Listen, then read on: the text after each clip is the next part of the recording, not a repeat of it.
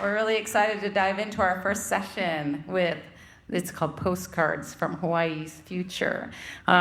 Please welcome to the stage Olin Lagan. He is the co-founder and CTO of Shifted Energy, and one of my absolute favorite people to, in general, but also to follow on social media. So if you are not following Olin Lagan, please do. He is such a thoughtful and insightful person.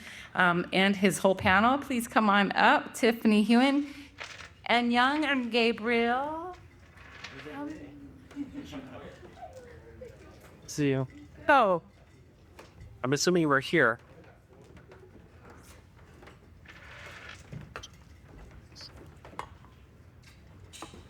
And thank you.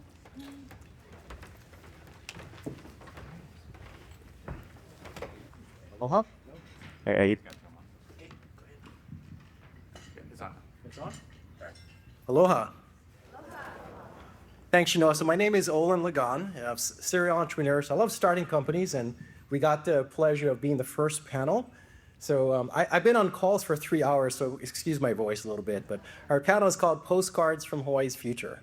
And so I've been long fascinated by this concept of Hawaii as a canary in the coal mine. So I have some opening remarks as the moderator, and then I'll pass it on to our panelists who will introduce themselves. So I guess my first thought is there are so many different innovations that started here. So unlike Vegas, where things kind of stay secret there, when things happen here, they expand everywhere. Yeah. Some of it is superficial, like the shaka. So I lived in Russia for a couple years, and one of my friends is a Russian scientist, so he came to visit me. Flew in at night. Next day, he's like, I want to surf. So I took him to Waikiki. And as we are walking with our surfboards to the surf break, all the local bradas are busting shaka, like really with a lot of flamboyance. And so he's a very observant guy. So as we were paddling out, Dimitri tells me, I don't judge, but why are all these guys asking me to call them?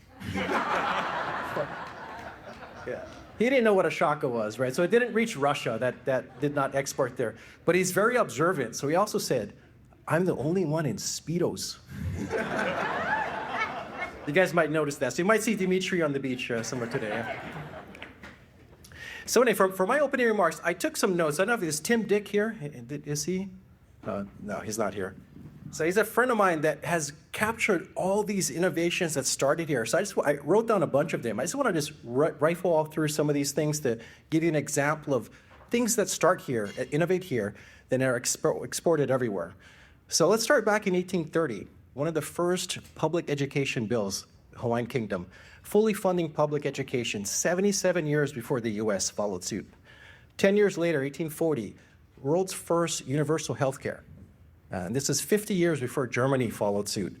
And the list just goes on and on. We've got things like increasing the age of tobacco purchase by minors, legal frameworks for same-sex marriages, legally mandating into law 100% clean energy targets by a certain date.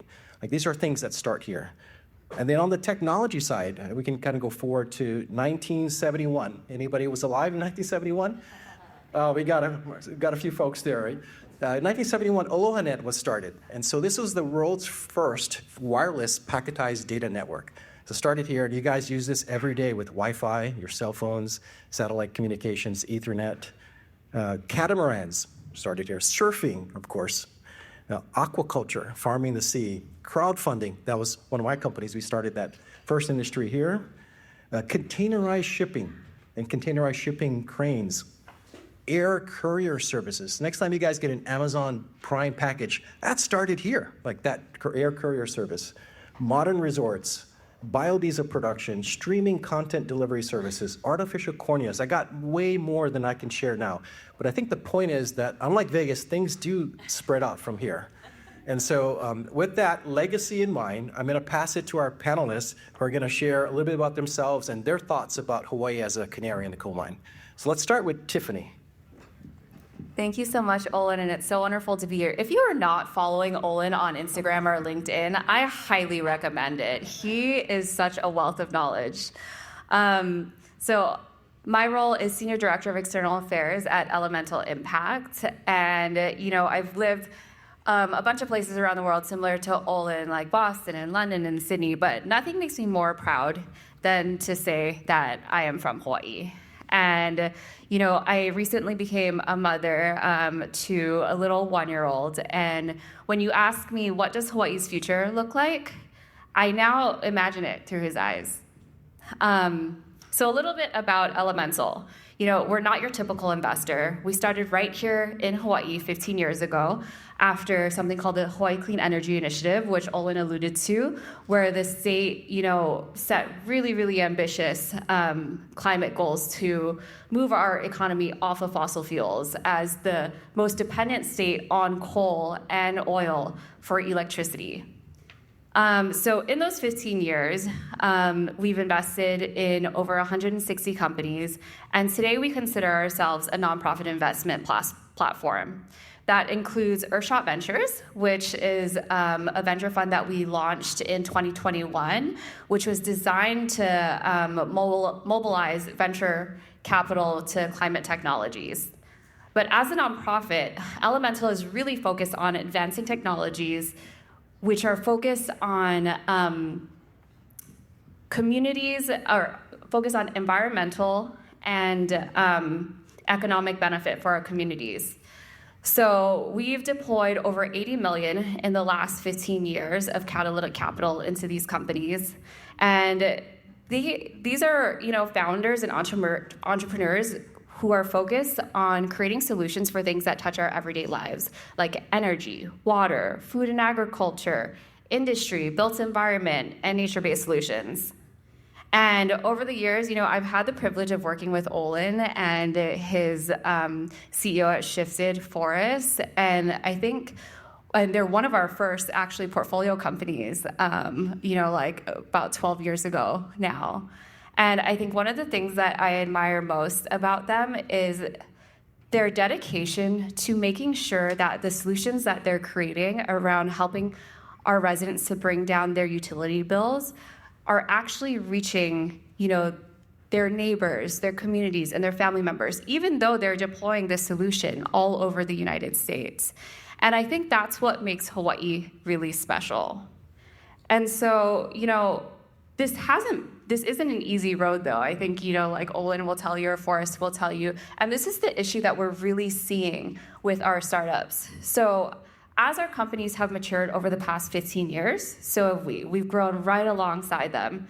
And, what we're seeing is that there's, capital available at the pre-seed, seed, and Series A stages, but where they're really hitting a wall is when they're looking for those early funding for those early commercial deployments.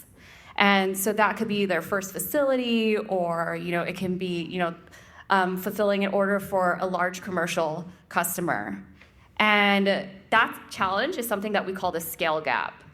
And so there's a challenge around funding, but also project expertise. And that's where Elemental really comes in. So we're here to help bring and attract catalytic capital.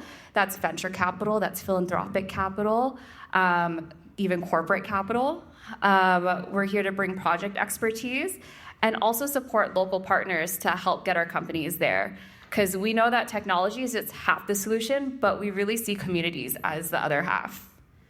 So when we talk about, the future, I think a lot of our companies are actually working in the future already. So I just wanted to share 3 examples of some companies are working on things that you might never really see, touch, or feel, but affects our everyday lives.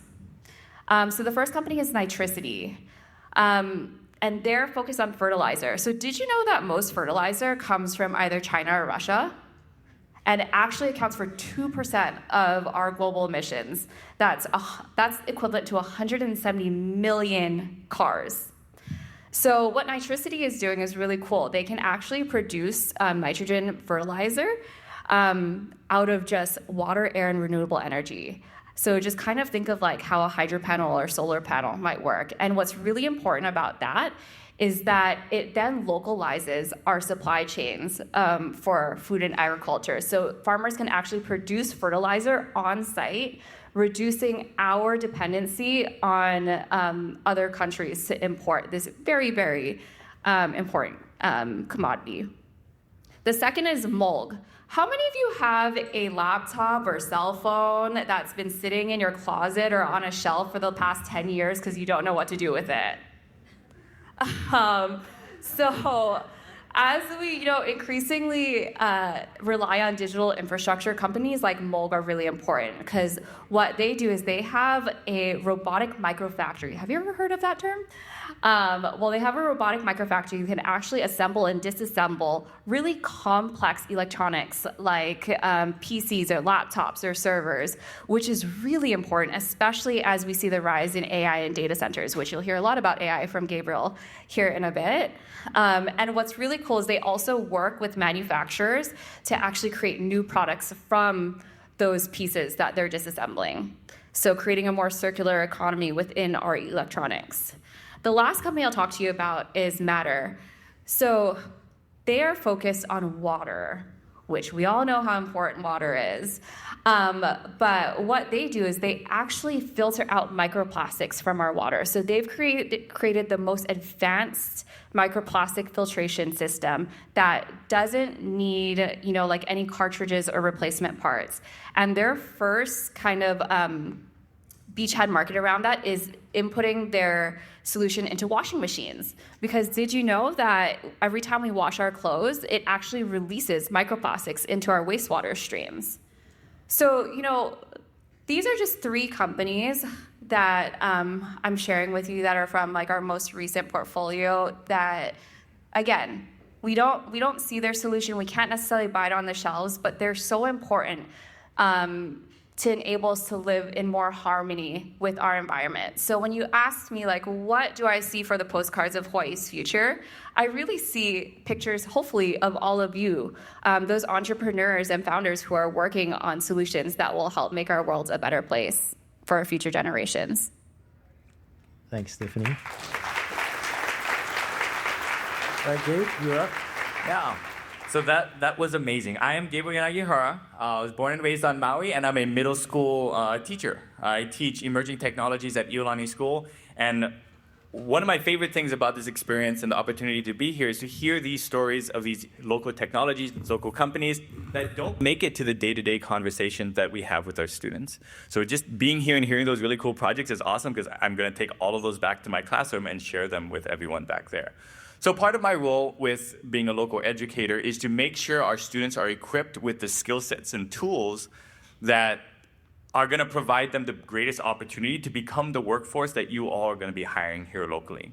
One thing that I really liked about all the really cool examples that Olin shared is that Hawaii is that place where the students and the communities around them are really supportive of them trying new things. Generative AI has been one of those things where it comes through very quickly. It's just like a tidal wave that came across everyone. But everyone in Hawaii grabbed the surfboard and was riding it, right? While all the other schools are banning it, everyone was trying to figure out how it's going to affect education.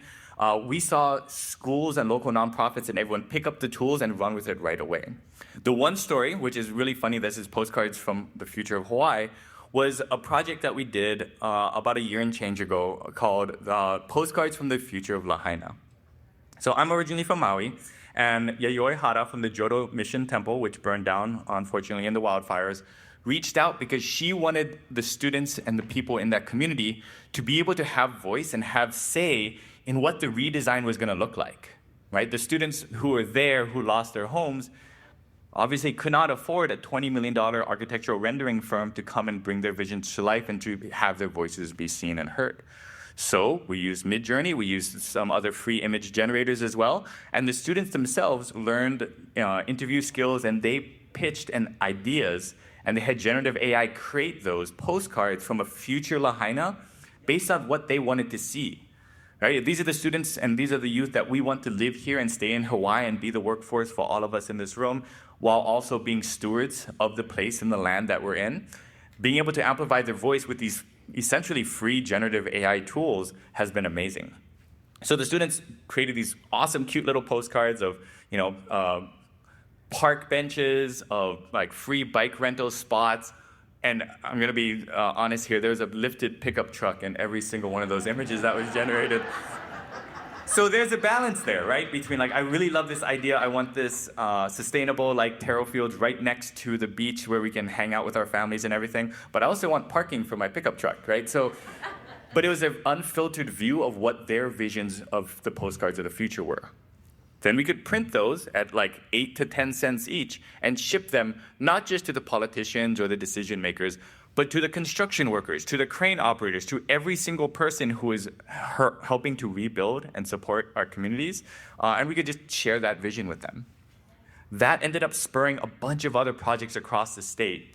And again, this is public schools, private schools, nonprofits, community organizations who are doing these tools. And the one I wanted to take from that is after that, that turned into the idea that, well, I can create postcards. What happens if I do 80 postcards and make myself a book about my local area? So then that expanded into students from multiple schools, Maui, Molokai, here on Oahu, who are using generative AI to self-publish their own myths and legends from like the ghost story from within a mile of their campus, hyper-localized stories.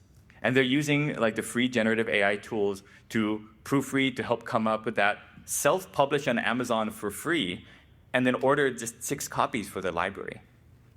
So the vision of the future I wanted to share with you all is to imagine a section of each library here full of books written by our keiki, by all our area, telling the stories that should be told, right? We all know that mentor in this room that we've had who, they're the most aloha person ever, right? They're gonna be there, they're gonna live that feeling for everyone around them.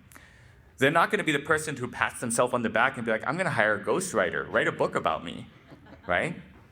But with these tools now, what we're seeing is those people's stories are being published, being archived, being shared, and now they're out there where you can just go out and do those projects. So I just want to share that as an illustration of the kind of work happening here in Hawaii with students using these tools to know that Hawaii is, as we saw, ahead of the curve with generative AI adoption. Even at our school, we're doing AI literacy training, and I'm doing consulting work with other schools across the state to kind of get everyone exploring these new tools. And students are getting AI literacy training starting from 7th grade. What's really funny is in the news recently, China just announced that they're mandating it. They're forcing generative AI training in the schools starting from 6 years old, 8 hours per year, all the way going up. And that starts in September. We've been, in Hawaii, we've been doing that for like a year and a half now. So this is great. Like it's another example of like you were saying, Hawaii is leading the edge for that. So I just wanted to share that example with you guys. Thank you for your time.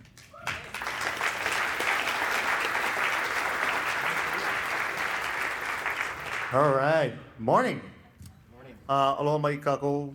Young, Director of Sustainable Industry Development from Kamehameha Schools, and want to echo the comments of my 2 co-panelists here for Kamehameha Schools. The way we approach bringing about the future we'd like to see is twofold. I mean, first and foremost, we're an educational institution, so similar to Gabriel Folks, we try to pump out the best Native Hawaiian kids we can, and I have a little bias about which private school produces the best students, but we're in the top 3, I think, or maybe top 5.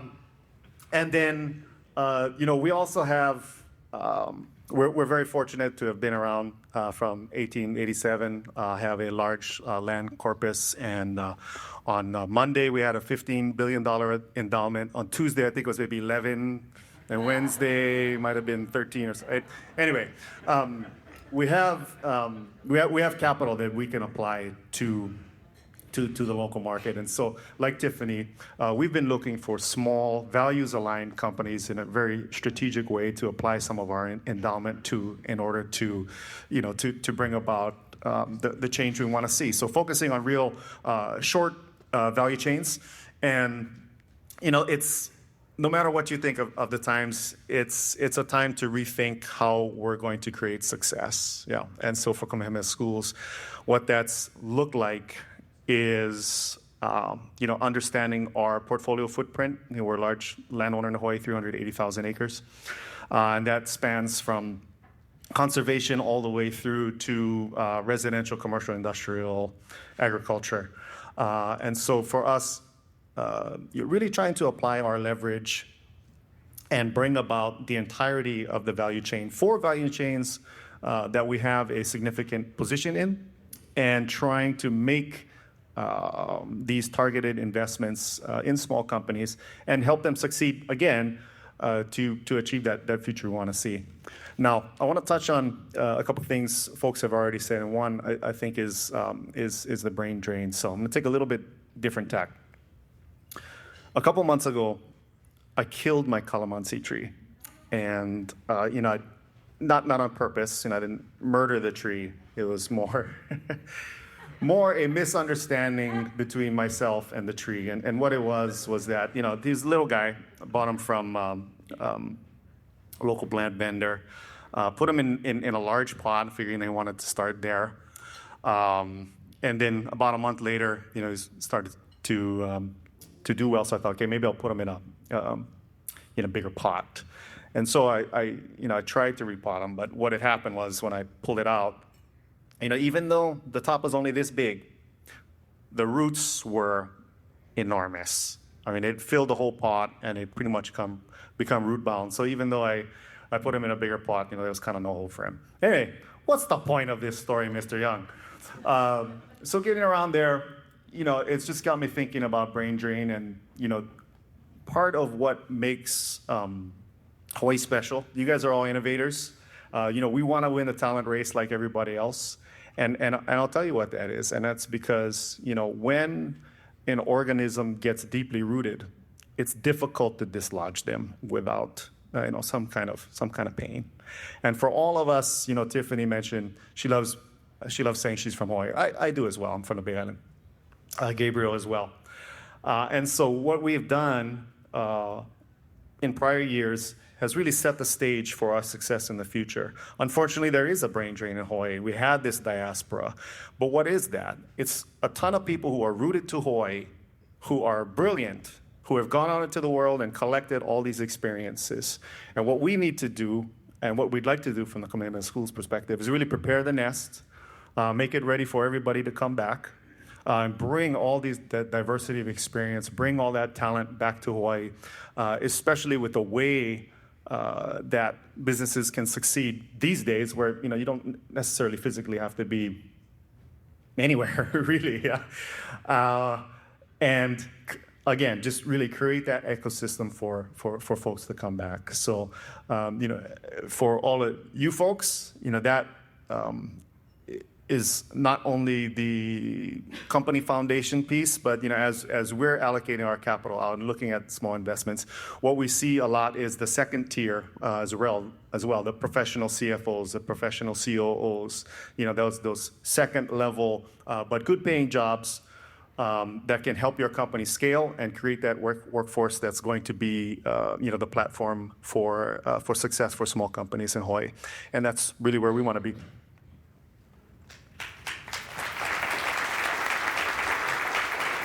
All right, thank you guys. Another local innovator, Jack Johnson. Anybody here? Jack Johnson fan? Yeah. So he has a song where he talks about his lime tree who got fed up with not being fed. So it may be a local thing here, right? So you're not the only one to kill your lime tree. So right. And Kalama, I didn't say where I was from. So you guys did say you're from Hawaii. I'm from the East Coast, right? I think I shared this last year. Anybody else? East Coast here?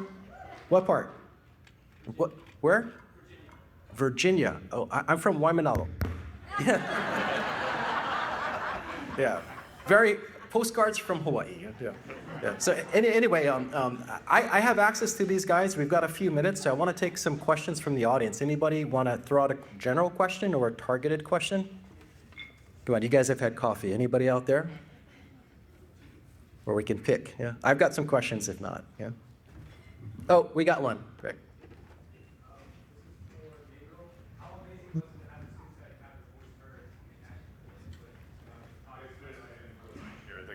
So the question was, what did it feel like to see the students create these things? Yeah, to actually have their voice heard, to important stakeholders in projects like architects. One of the things that was really cool about that project is, I've been working with emerging technology for years. I run our esports program, we did VR, we did AR, all those things. The generative AI, when they see their idea on paper in front of them, where they can go take it to the uncle on the down the street, he's like, hey, I told your story, here's your book. That is the empowerment that I see, that they feel that they can engage with the world around them. They can create content that leaves the school campus, right? Then that's going to be the pathway for them to go from my classroom to where you're sitting right now, right? They feel they can control the world around them. They can have agency with what they want to do, and they can start whatever business they want. Thanks. Any other questions? We have a hand here. So, your educators, your users of data, which organizations are using GIS and digital mapping to get to the kids to be able to give them a skill that they can use worldwide and stay in Hawaii? Yeah, I can start. It's not only Kamehameha Schools, and I'm sure Iolani and a number of other educational institutions across the state is, for Hawaii, we really are trying to push Aina-based education. And what that is really just having a curriculum that's rooted in the land. And so for us, we use a number of different software to just keep track of our land portfolio. So we have the opportunity to invite kids in at that point, map not only uses of land, but also natural resources. We have the chance to use our conservation lands for overlays for, again, conservation purposes, mapping out invasive species and endangered species as well. So, we take that very seriously, and we think that culture needs context, and the Aina, that the land that feeds us all, that's our context, and it's a responsibility and also an opportunity to reintroduce kids to that.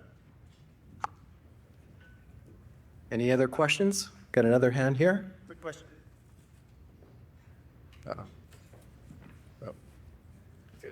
That's on. Yeah. Hello, panel. Thank you for sharing. Here's an esoteric question that will impact our future. We have a very finite set of resources here. We have our local community. We have our Kama'aina community. We have our Malahini community. And we have this growing mindset of the NIMBYs. How do we change that to remove that N, and become IMBYs and welcome things in our backyards to sustain our communities in the future? You can take a stab at that. That's where, a lot of our entrepreneurs are working on solutions that, you have to deploy a project in a community. It's some community somewhere, right? And I think finding those local partners on the ground who are actually leaders within the community and actually co-designing the solution with them is really important.